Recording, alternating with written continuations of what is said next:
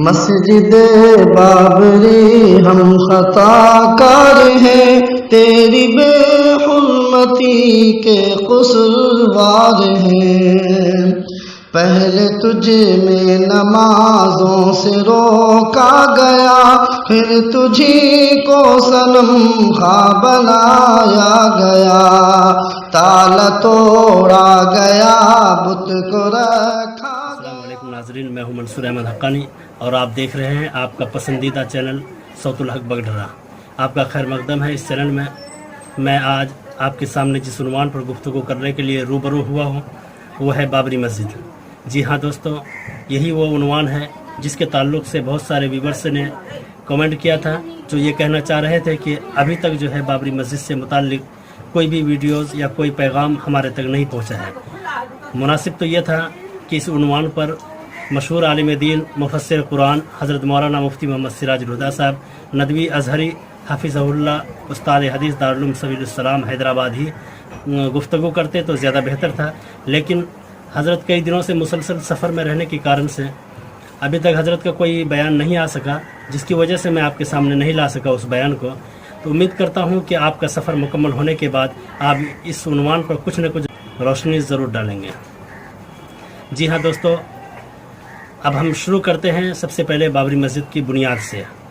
بابری مسجد مغل بادشاہ ظہیر الدین بابر کے حکم سے دربار بابری سے منسلک ایک نامور شخص میر باقی جس کا نام تھا، انہوں نے 1527 عیسوی میں اتر پردیش کے ضلع فیض آباد کے ایودھیا جو کہ ایک چھوٹا سا قصبہ تھا، وہاں پر تعمیر کی گئی تھی ان کے ذریعہ سے، جن میں 3 گنبد تعمیر کیے گئے تھے۔ درمیانی گنبد بڑا اور اس کے ساتھ 2 چھوٹے گنبد کے علاوہ مسجد کو پتھروں سے تعمیر کیا گیا تھا، جن میں ایک صحن بھی تھا۔ صحن میں ایک کنواں کھودا گیا، گنبد چھوٹی اینٹوں سے بنا کر اس پر چونا کا پلستر کیا گیا تھا۔ مسجد ٹھنڈا رکھنے کے لیے اس کی چھت کو بلند کیا گیا تھا۔ روشنی اور ہوا کے لیے جالی دار کھڑکیاں نصب تھیں۔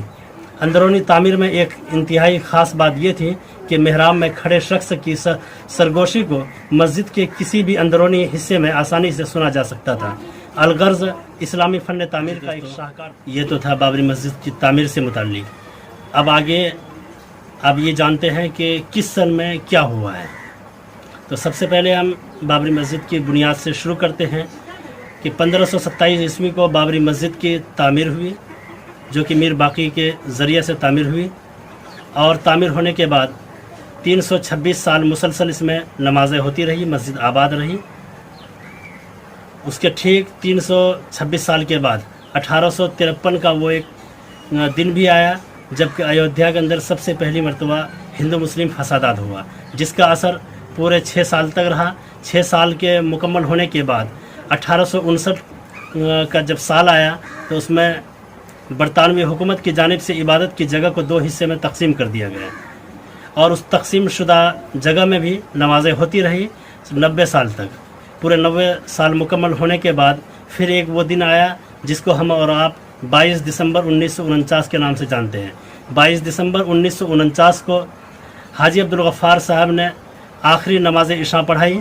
نماز پڑھ کر کے لوگ اپنے گھروں کو چلے گئے۔ رات کے اندر مورتیاں رکھی گئی۔ جب فجر کی نماز کے لیے لوگ مسجد کے اندر آئے تو دیکھتے ہیں کہ محراب کے اندر مورتی رکھی ہوئی ہے، اور یہ خبر سنتے ہی پورے شہر کے اندر ایک ہنگامہ سا برپا ہو گیا۔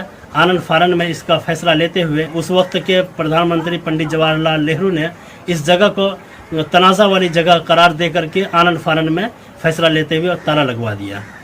تالا لگوانے کے بعد پھر یہ کیس کورٹ کے اندر چلتا رہا، تاریخ در تاریخ چلتا رہا۔ 1984 میں وشو ہندو پریشد کی جانب سے رام کی جائے پیدائش کو آزاد کرانے کے لیے ایک تحریک کا اعلان کیا گیا، جس تحریک کو لال کرشن اڈوانی نے اس کی باغ ڈور کو سنبھالا اور اس کی قیادت کی، اور یہ سلسلہ 1986 کے سن میں پردھان منتری راجیو گاندھی نے تالا کھلوا دیا اور وہاں پر پوجا کرنے کی اجازت دے دی تھی، اور اسی سال بابری مسجد ایکشن کمیٹی کا بھی قیام عمل میں آیا تھا۔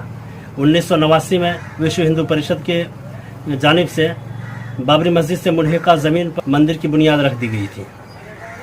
پھر آخر وہ دن بھی آ گیا جس کو ہم اور آپ اچھی طریقے سے جانتے ہیں، جس کو 6 دسمبر 1992 کے نام سے یاد کیا جاتا ہے، اور ہر سال پورے ملک کے اندر اس دن بلیک ڈے کے طور پر एक योम सियाह के दिन के नाम पर हम इसको मनाते हैं। और वो 6 दिसंबर 1992 को बाबरी मस्जिद को पूरी तरीके से शहीद कर दिया गया था। लेकिन फिर भी ये मामला ख़त्म नहीं हुआ यहीं पर, बल्कि कोर्ट के अंदर केस चलता रहा और तारीख दर तारीख चलता रहा। आखिरकार 10 नवंबर 2019 का वो दिन भी आ गया जबकि सुप्रीम कोर्ट ने बाबरी मस्जिद की सरजमीन को अक़ीदत की बुनियाद पर हिंदुओं के हवाले कर दिया। और फिर 5 अगस्त 2020 को मौजूदा वज़ीर आज़म नरेंद्र मोदी के हाथों मस्जिद की जगह राम मंदिर का बुनियाद रखा गया। जी दोस्तों, ये तो थी बाबरी मस्जिद से मुताल्लिक़ बातें। और अब एक नज़र डालते हैं सुप्रीम कोर्ट के। आप देखिए बाबरी मस्जिद का फ़ैसला क्या है। सुप्रीम कोर्ट ने फ़ैसला जो दिया वो किस बुनियाद पर फ़ैसला दिया है। सुप्रीम कोर्ट ने इस चीज़ को भी तस्लीम किया है कि बाबरी मस्जिद बादशाह बाबर के सिपह सालार मीर बाकी ने तामीर कराई थी। इस चीज़ को सुप्रीम कोर्ट ने मान भी लिया, तस्लीम किया इस चीज़ को, नंबर 1।